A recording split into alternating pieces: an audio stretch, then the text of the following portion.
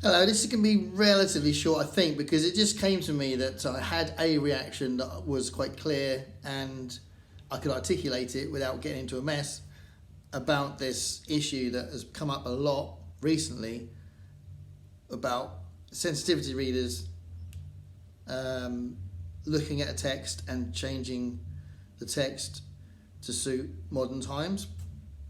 And it's an interesting debate because it's very nuanced. There's lots to think about. If you look at the original title of the Agatha Christie story, and then there were none. It did originally have the N word in it, and it was very, it's totally an outdated title, and that makes sense. I think most people don't mind the fact that it was changed, but there's, changing some words seem a bit strange sometimes for some of the things that we've heard about. And the recent Ronald Dahl examples, some of those are really weird changes. So, there's a debate about censorship. There's a debate about specifics of things that have been changed. And I've seen some really good videos about this from some booktubers, which I'll probably link a few of them down below. And I just thought, I didn't really have anything to add until just then. And I was watching Greg from Another Bibliophile Reads talk about the Agatha Christie books, and he was talking about R.L. Stein. The comments have been about that. And just bouncing off something that MJ said from Reading This Life. So MJ said, I just want to, why don't you just slap a sticker on the front? And me having this history of music and being a music teacher as well, we talk about the parental advisory stickers and where that came from.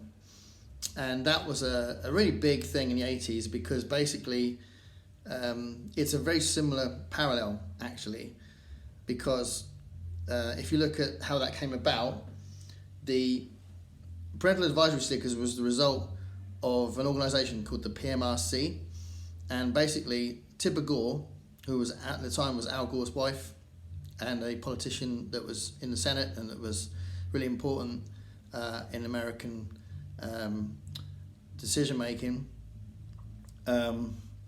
She led a bunch of other politicians' wives to start this organisation called the PMRC that were trying to deal with what they thought was a problem, and that was rock music being offensive, and certainly offensive to them. And it was kind of kicked off, their panic, if you like, was kicked off by Darling Nikki by Prince, which has got in the first verse, I think it is, there's a line about Nikki masturbating to a magazine, and that sort of alarmed Tipper Gore because she was worried about her daughter listening to it, and that kind of started this process where they were looking at loads of different stuff, and rock and rap in particular were the ones that they were most worried about. But they did also take John Denver to these proceedings as well because of Rocky Mountain Way, I think it's called. And anyway, the whole thing was that they were taking these artists that they thought were writing offensive lyrics to these proceedings where they had to justify the lyrics because there was a chance they would be banned. And there was like the Feel for 15, which were 15 songs they wanted to ban. And if this is new to you, then I'd absolutely recommend you watch Frank Zappa talking on American discussion shows at the time about the issue, and he's defending Prince's lyrics on there. And these videos are amazing videos, but he's defending Prince's lyrics as Prince just stayed out of the whole thing and just let it crack on. But Frank Zappa was very passionately anti-censorship, and he talks about that. And anyway, the point is, the result of the PMRC was the parental advisory stickers. So these parental advisory stickers were there to warn the parents that they were swearing or there was kind of some sort of offensive language in the lyrics of the music. And they put, obviously, they're quite familiar to us now, they're all over the place. Loads and loads of records have parental advisory stickers on there. And it looked like it wasn't really a ban, didn't look like it was censorship, it was just like it was warning to parents. But actually it was effectively a ban because Walmart refused to sell anything that had a parental advisory sticker on it, And some areas of America, the only place you could get a record, remember this is the days before the internet, the only place you could get records was at Walmart in some areas of America. So it is like a ban if you live in those parts of America. So the censorship thing is actually quite an important thing to think about for that kind of context. So they put these parental advisory stickers on the albums, and the idea was it would be a warning.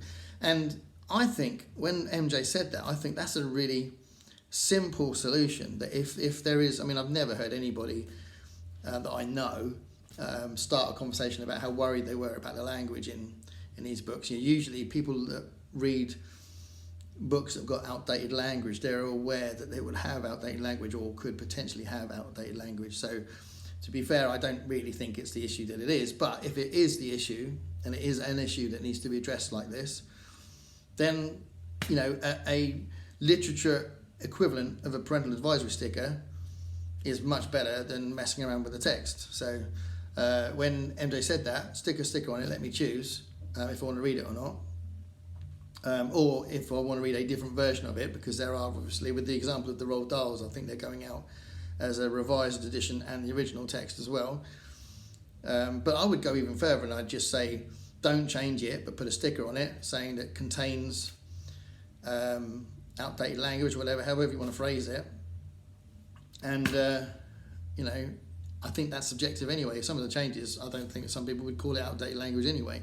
So yeah, I think that's a really good way to go. So I didn't really have much of a contribution because some people have been doing these amazing videos about the subject, but I think that's a really good shout, and it is a parallel to music, so I thought it might be a good way of explaining why it could work, because it doesn't stop the books coming out necessarily unless you had like a Walmart situation for books, but it doesn't in principle censor the books, and it just gives parents a warning or kids a warning if they're reading something without parental involvement, that might be a thing. So yeah, that's all I wanted to say really. I think that's a really good shout. What do you think?